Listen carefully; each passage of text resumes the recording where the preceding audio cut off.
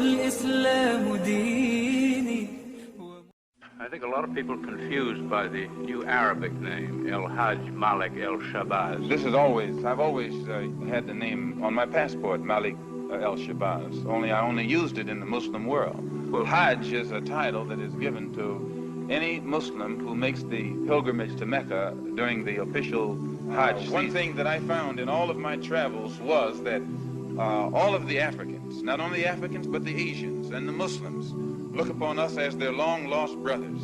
And America had actually tricked many of them into a hands-off policy by giving them the impression that she was honestly trying to do something to solve the problem. My argument over there was designed to prove that it is impossible for the United States government to solve the race problem. It's impossible. Never have I witnessed such sincere hospitality and overwhelming spirit of true brotherhood as is practiced by people of all colors and races here in this ancient holy land, the home of Abraham, Muhammad, and all the other prophets of the holy scriptures. For the past week, I've been utterly speechless and spellbound by the graciousness I see displayed all around me by people of all colors. I've been blessed to visit the holy city of Mecca. I've made my 7 circuits around the Kaaba, led by a young mutawaf named Muhammad. I drank water from the well of the Zamzam. I ran 7 times back and forth between the hills of Mount Al-Safa and Al-Marwa.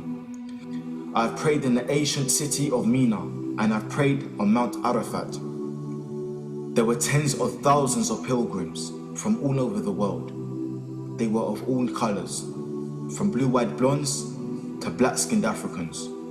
But we were all participating in the same ritual, displaying a spirit of unity and brotherhood that my experiences in America had led me to believe never could exist between the white and non-white.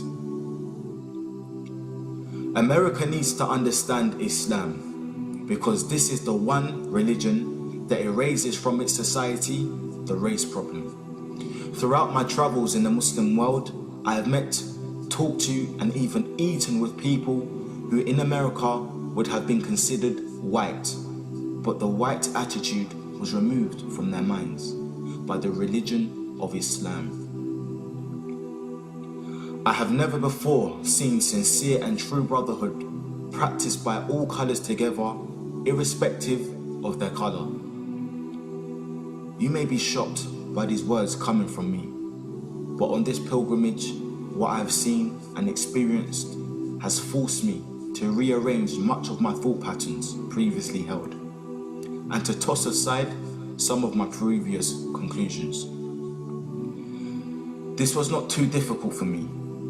Despite my firm convictions, I have always been a man who tries to face facts and to accept the reality of life as new experience and new knowledge unfolds it. I have always kept an open mind, which is necessary to the flexibility that must go hand in hand with every form of intelligent search for truth. During the past 11 days here in the Muslim world, I have eaten from the same plate, drunk from the same glass, and slept in the same bed or on the same rug, while praying to the same God with fellow Muslims, whose eyes were the bluest of blue, whose hair was the blondest of blonde, and whose skin was the whitest of white. And in the words and in the actions and the deeds of the white Muslims, I felt the same sincerity that I felt among the black African Muslims of Nigeria, Sudan and Ghana. We were truly all the same brothers, because their belief in one God had removed the white from their minds, the white from their behaviour, and the white from their attitude. I could see from this that perhaps if white Americans could accept the oneness of God, then perhaps too they could accept the reality, the oneness of man, and cease to measure and hinder and harm others in terms of their differences in colour.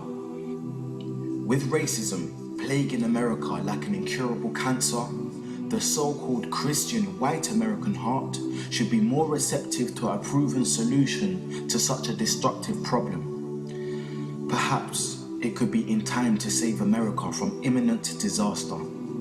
the same destruction brought upon Germany by racism that eventually destroyed the Germans themselves. Each hour here in the Holy Land enables me to have great spiritual insights into what is happening in America between black and whites. The American Negro never can be blamed for his racial animosities. He is only reacting to 400 years of the conscious racism of the American whites. But as racism leads America up to the suicide path, I do believe, from the experience that I've had with them, that the whites of the younger generation in the colleges and universities will see the handwriting on the walls, and many of them will turn to the spiritual path of truth, which is the only way left to America to ward off the disaster that racism inevitably must lead to. Never have I been so highly honored. Never have I been made to feel more humble and worthy. Who would believe the blessings that have been heaped upon an American Negro? A few nights ago, a man who would be called in America a white man, a United Nations diplomat, an ambassador, a companion of kings, gave me his hotel suite and his bed. Never would I have even thought or dreaming that I would ever be a recipient of such honors. Honors that in America would be bestowed upon a king, not a Negro. All praise is due to Allah, the Lord of all the worlds.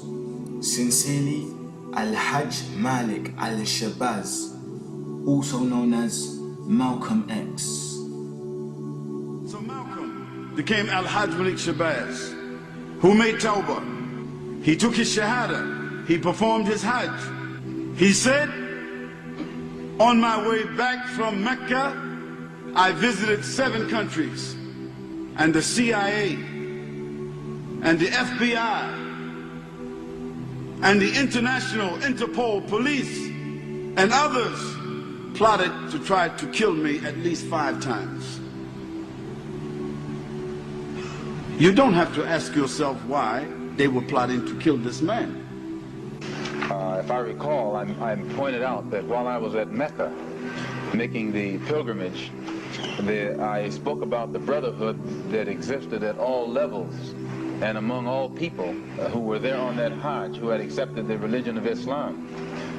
And I pointed out that for what it had done, what the religion of Islam had done for those people over there, despite their complexion differences, that it would probably do America well to study the religion of Islam, and perhaps it could drive some of the racism from this society as it has driven racism from the Muslim society. يزال الخير حيا لا يزال إن في